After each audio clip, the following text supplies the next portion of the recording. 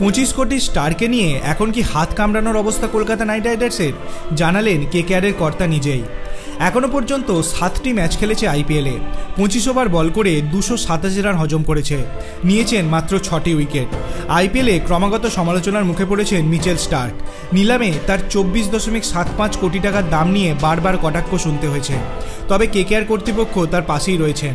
সোমবার এক অনুষ্ঠানে স্টার্কের পাশে দাঁড়িয়েছেন কেকেআরের সিইও ভেঙ্কি মাইসোর, জানিয়েছেন টাকা দিয়ে স্টার্কের প্রতিভা বিচার করা যায় না। ভেঙ্কি বলেছেন, স্টার্ক মহা তারকা, দারুণ ক্রিকেটার, আমরা ওর পিছনে বিনিয়োগ করা টাকার অঙ্ক কখনো দেখি না। নিলামে অনেক কিছুই হতে পারে যা ক্রিকেটারদের নিয়ন্ত্রণে থাকে না, কারোর নিয়ন্ত্রণই থাকে না।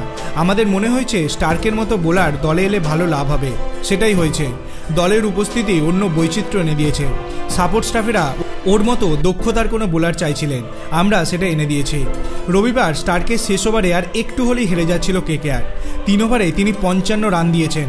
সেসব ধামাচাপা দিয়ে ভেঙ্কি বলেছেন, খেলায় উত্থান পতন থাকবেই, অনেক বোলারকেই 6 হজম করতে হয়, আবার অনেক সময় তারা দলকে ম্যাচ জেতায়। স্টার্ক দলে হাসায় আমরা খুশি। ভেঙ্কি প্রশংসা করেছেন গৌতম গম্ভীরেরও, বলেছেন দলের ধারাবাহিকতা আগের থেকে বেড়েছে, এবার অনেক ভারসাম্য রয়েছে দলে। গম্ভীরের জন্যই যে দল বদলে গিয়েছে তা বলার অপেক্ষা রাখে না। ওর এবং চন্দু মানে কোচ চন্দ্রকান্ত পণ্ডিতের জন্যই দলের খিদে অনেক বেড়ে গিয়েছে। আপনার কি মনে হয় কলকাতা নাইট রাইডার্স কি 2024 সালের আইপিএল জিততে পারবে? আপনার অভিমত আপনি কমেন্ট সেকশনে জানাতে পারেন। ভিডিওটি ভালো লাগলে লাইক করবেন, চ্যানেলটিকে সাবস্ক্রাইব করতে ভুলবেন না। ধন্যবাদ।